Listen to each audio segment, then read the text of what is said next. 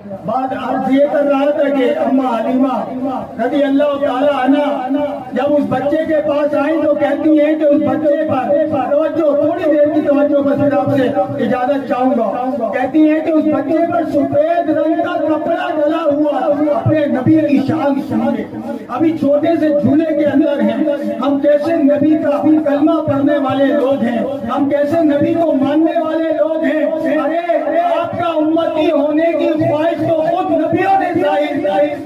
جب حضرت موسیٰ علیہ السلام نے کہا نا مولا تجھے دیکھنا چاہتا ہوں، فرمایا نہیں دیکھ سکتا، کہا کہ اے اللہ کیا اس دھرتی پر اس روئے زمین پر کوئی ایسا ہے جو تیرا دیدار کر سکے؟ فرمایا ہاں موسیٰ، وہ میرا حبیب ہوگا، میں ہانی کے گھر سویا ہوا ہوگا، 70,000 فرشتوں کو بھیجوں گا، مرضی آئے آئے مرضی آئے۔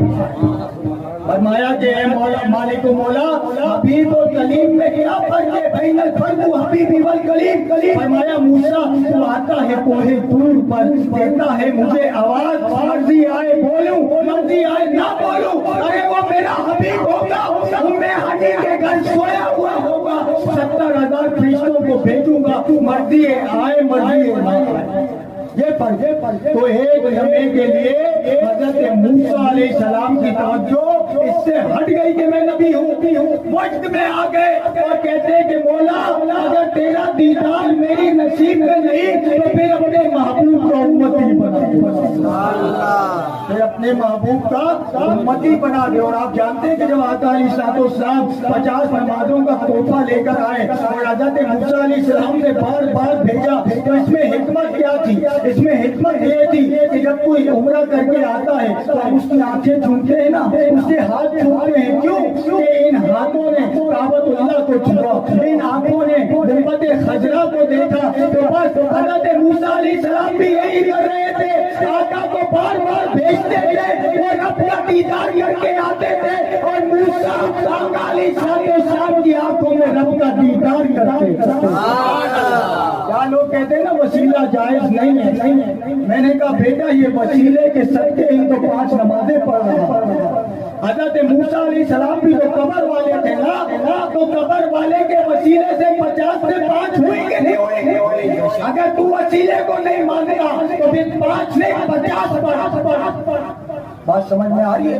اگر تو نہیں مانتا نا وسیلے کو تو پھر 50 نمازیں پڑھا کر، کیونکہ یہ تو قبر والے کے وسیلے سے بار بار بھیجا اور 50 سے 5 ہو گئی۔ اور اللہ نے کہا کہ محبوب لا تبدیل لکلمات اللہ، اللہ کے کلمات تبدیل نہیں ہوتے۔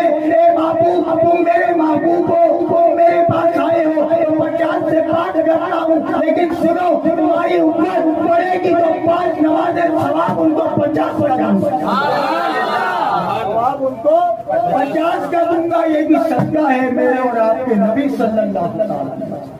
تو فرمایا کہ جب میں اس بچے کے پاس آؤں نا تو سفید رنگ کا کپڑا ڈلا ہوا تھا۔ فرماتی ہے کہ میں یہ فرق ہی نہیں کر پاتی تھی کہ چہرہ بولتا ہے اور کپڑا بولتا ہے، اتنے خوبصورت لوگ کی طرح۔ فرماتی ہے کہ بچوں سے عموماً پیشاب کھانے کی بدبو آتی ہے، لیکن جب میں اس بچے کے پاس گئی تو ان سے کستوری کی خوشبو آ رہی۔ فرماتی میں نے جلدی سے اس بچے کو اٹھایا اور کہا کہ میں اس کو لے کر جاتی ہوں، کہا کہ ماں کا تو آئی ہوں، اتنی شان والا بچہ ہے، کیوں نہ اسے حجر اسود کا پوسا ہی دلوا دوں۔ کیوں ماں ہے تجھ کو میرے مصطفیٰ نے بھیجا ہے جنت سے تجھ کو خدا نے، اے حجر اسود تیرا اللہ اکبر۔ فرماتی ہے جب میں چھوٹے سے محمد کو لے کر حجر اسود کے قریب گئی، امام حجر اسقلانی بہت بڑے امام ہیں، شارح بخاری ہیں، وہ لکھ رہے ہیں اس واقعے کو کہ اماں حلیمہ جب چھوٹے سے محمد کو اٹھا کر حجر اسود کے قریب گئی اور سہارا دے کر چھوٹے سے محمد کو جب حجر اسود کے قریب کیا تو اماں حلیمہ کہتی ہیں کہ میں نے یہ منظر دیکھا کہ حجر اسود اپنے مقام سے باہر آیا اور محمد کے لبوں کو چوم کر کے واپس آیا۔ سبحان اللہ، سبحان اللہ۔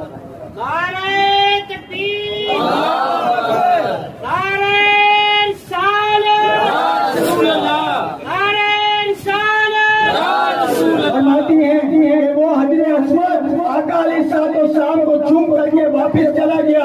اللہ نے فرمایا اے حجر اسود ہم کسی کا احسان نہیں رکھتے, تو نے ایک مرتبہ میرے محبت کو چوما ہے, میں قیامت تک تجھے چمواتا رہوں. اب اگر کوئی عمرہ کرنے جاتا ہے تو سب سے پہلے حجر اسود کو چومے گا, اور جو چومنے کو جائز سمجھتے ہیں وہ بھی چومیں گے, جو ناجائز سمجھتے ہیں وہ بھی پتہ لگا کر چومیں گے. لوگوں پتھر ذہن دے رہا ہے, کیا دے رہا ہے کہ اگر عزت والا بننا ہے تو مصطفیٰ کی تعظیم کا, دنیا تیری تعظیم کا.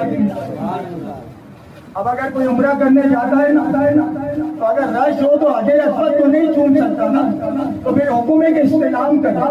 استلام کیا ہے کہ دونوں ہاتھوں کو اٹھائے, حجر اسود کی طرف کرو اور اپنے ہتھیلیوں کو چومے. فرمایا حجر اسود ڈائریکٹ نہیں نا, انڈائریکٹ ضرور چومواؤ, کیونکہ تم نے ایک مرتبہ میرے مصطفیٰ کو چوما, تم نے ایک مرتبہ میرے مصطفیٰ کو چومو. کہتے چھومنا. میں نے کہا تجھے بچے سے محبت ہے, تو اپنے بچے کو چوم. مجھے اپنے نبی سے محبت ہے, میں اپنے نبی کے نام کو چوموں. اور میں نے کہا یہ تو سنت جبرائیل ہے. جب 70,000 فرشتے لے کے پہنچے نا ان میں علی کا دروازہ بنتا, پلٹ کے فرشتوں کو دیکھا, کنڈی کھٹکھٹاؤں, کہا کہ جبرائیل ہمیں نہ پھنسا, اللہ کے محبوب کی نیند میں خلل آ گئے تو اللہ ہم پہ غضبناک ہوگا. جس نے بھیجا ہے اسی سے پوچھ. کہا کہ رب کائنات تیرا محبوب سویا ہوا ہے, کیسے جگاؤں؟ فرمایا جبرائیل چھت کے ذریعے سے گیا تاکہ پتہ چل جائے کہ آج سفر بھی آسمانوں کا ہے. چھت کے ذریعے سے گیا, میرا نبی سویا ہوا ہوگا. سن تیرے ہونٹ بنائے ہیں کافور کے, نبی کے پاؤں بنائے ہیں نور کے. جب کافور نور سے ملے گا, نگاہ نبوت کھلے گی تو کہہ دینا کہ اللہ نے بلایا. حضرت جبرائیل گئے, چھت کے ذریعے سے گئے اور آقا علیہ السلام کا قدم چوما. کیا آقا علیہ السلام کا قدم؟ لوگوں جبرائیل نبی کا قدم چومتا ہے, ہم نبی کا نام چومتے ہیں. آقا علیہ السلام کی نگاہ کھلی, آپ نے فرمایا جبرائیل کیا بات, آج تک تو نہیں چوما, آج کیوں چوما؟ فرمایا یا رسول اللہ خود نہیں چوما, چموانے والے نے چموایا. آقا نے فرمایا جبرائیل کوئی مزہ آیا, کوئی لطف آیا؟ فرمایا یا رسول اللہ جنت کے باغ و بہار بھی دیکھے, جنت کے لالا اور گھاٹ بھی دیکھے, جو مزہ تیری گلی میں آیا وہ جنت کی گلی میں نہیں آیا. سبحان اللہ, سبحان اللہ. تیرے قدموں کا دھوبن تیرے قدموں کا دھوبن ہے, آب حیات ہے وہ جان مسیحا ہمارا نبی. تو میرے مسلمان بھائیوں, حجر اسود کو اب قیامت تک اللہ نے یہ شرط دے دیا کہ اب جو بھی عمرہ کرنے آئے گا پہلے طواف کرے گا, اور طواف شروع ہوئی حجر اسود کے پاس سے ہوگا, تو پہلے جب تک تو چومے گا نہیں تیرا طواف بھی شروع نہیں ہوگا.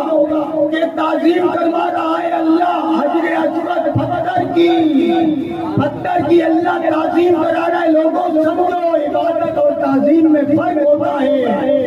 عبادت اور ہوتی ہے, تعظیم اور ہوتی ہے. لوگ کہتے ہیں نا تم مزاروں پر جاتے ہو, وہ کھڑے کو پوچھتے ہیں, تم لیٹے کو پوچھتے ہو.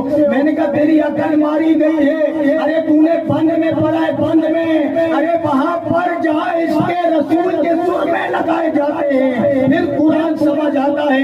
عربی ہونے سے قرآن سمجھ نہیں آتا, قرآن سمجھنے کے لیے اس کے مصطفیٰ ہونا ضروری ہے. سبحان اللہ. ختم نبوت زندہ باد, زندہ باد, تاجدار ختم نبوت زندہ باد. وہاں پڑے جہاں اس کے مصطفیٰ کے سر میں لگائے جاتے ہیں, یا اس کے مصطفیٰ کے جام پلائے جاتے ہیں, پھر بخاری سمجھ میں آتی ہے, پھر قرآن سمجھ میں آتا ہے. ایسے قرآن اور بخاری سمجھ میں نہیں آتی. تو میرے مسلمان بھائیوں, پھر اللہ نے اور تعظیم کروائی. عبادت میں بس تھوڑا سا یہ سمجھنے کی بات ہے, آخری تقریر کا، یہ سمجھ ہے تو ساری ٹینشنیں دور۔ کسی کو سمجھا بھی سکتے۔ عبادت میں اور تعظیم میں فرق ہوتا ہے۔ ہم نبیوں ولیوں کی تعظیم کرتے ہیں، ان کی عبادت نہیں کرتے۔ اپنا معیار زمانے سے جدا رکھتے ہیں۔ ارے ہم محبوب بھی تو محبوب خدا رکھتے ہیں، ہم محبوب بھی تو محبوب خدا۔ تعظیم تو ہمیں ہمارے آقا و مولا صلی اللہ تعالیٰ علیہ وسلم نے سکھائی۔ ہم تعظیم کرتے ہیں، ہم بڑے ادب والے ہیں۔ قرآن مجید میں قل هو اللہ احد کا ترجمہ ہوتا ہے تو کہہ دے۔ لوگوں نے یہی لکھ دیا تو کہہ دے۔ میرے اعلیٰ حضرت امام اہل سنت نے کیا لکھا؟ اے محبوب آپ فرما دیجیے نا، یہ ادب ہے۔ اے محبوب آپ فرما دیجیے نا کہ اللہ ایک ہے۔ اے اللہ کیا تو نہیں کہہ سکتا خود کہ اللہ ایک ہے؟ فرمایا نہیں، میں چاہتا ہوں کہ بات میری ہو، زبان میرے محبوب کی ہو، بات میری ہو، زبان میرے محبوب کی ہو، تو تعظیم اور ہوتی ہے، عبادت اور ہوتی ہے۔ اللہ نے کہا کہ جب تم 7 چکر طواف کے لگا لو نا، اس کے بعد پھر من مقام ابراہیم مصلی، پھر حضرت ابراہیم علیہ السلام کے قدموں کے نشان والے پتھر کو اپنا مصلی بنانا اور 2 رکعت نفل وہ پڑھنا جو کہ تجھ پہ واجب۔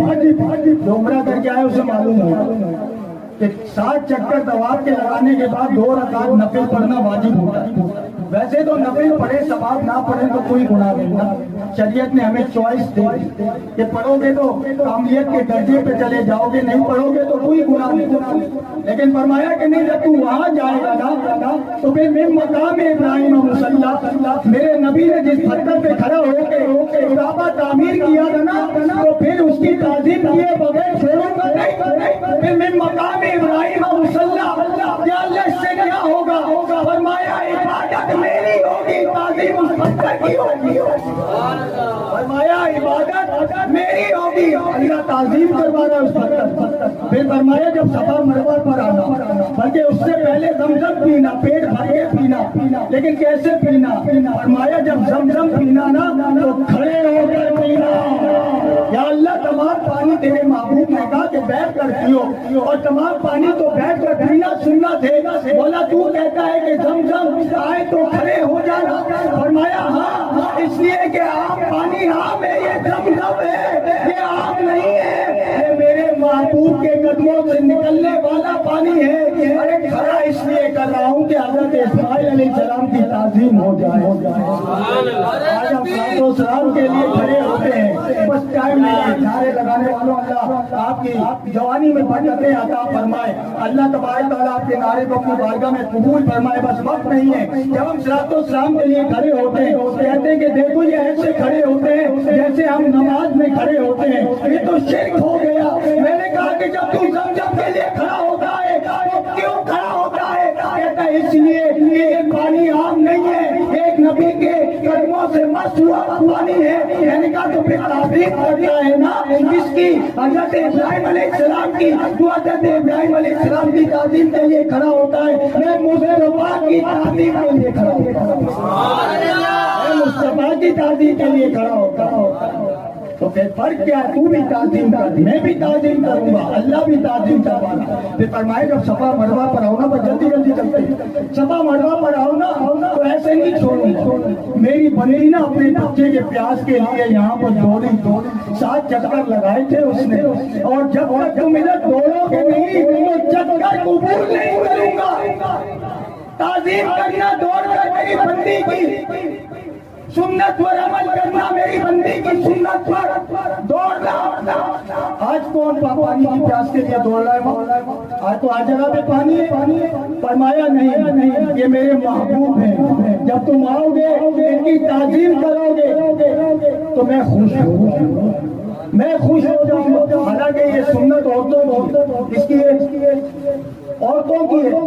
حضرت بی بی حاجرہ رضی اللہ تعالیٰ عنہ دوڑی تھی نا، لیکن فرمایا عورتوں تمہیں دوڑنا منع ہے، جب تم دوڑو گی نا جسم کے اعضاء جھلکیں گے، تو یہ بے حیائی کا ایک کام ہے۔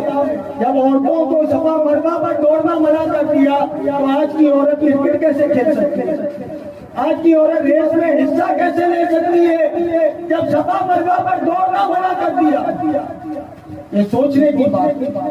جو لوگ اپنے بچیوں کو جو ہے کرکٹ کے میچ میں بھیج دیتے ہیں، ریس میں بھیج دیتے ہیں، اسکوٹر دے کے روڈ پہ بھیج دیتے ہیں، انہیں سوچنا چاہیے کہ شریعت نے صفا مروا پر دوڑنا منع کر دیا، فرمایا کہ ذرا تیز تیز قدموں سے چل لینا لیکن دوڑنا مت۔ مرد دوڑیں گے، یا اللہ یہ تو سنت تھی عورتوں کی ہے۔ فرمایا کہ عورت کا معنی ہی ہے چھپانا پانا۔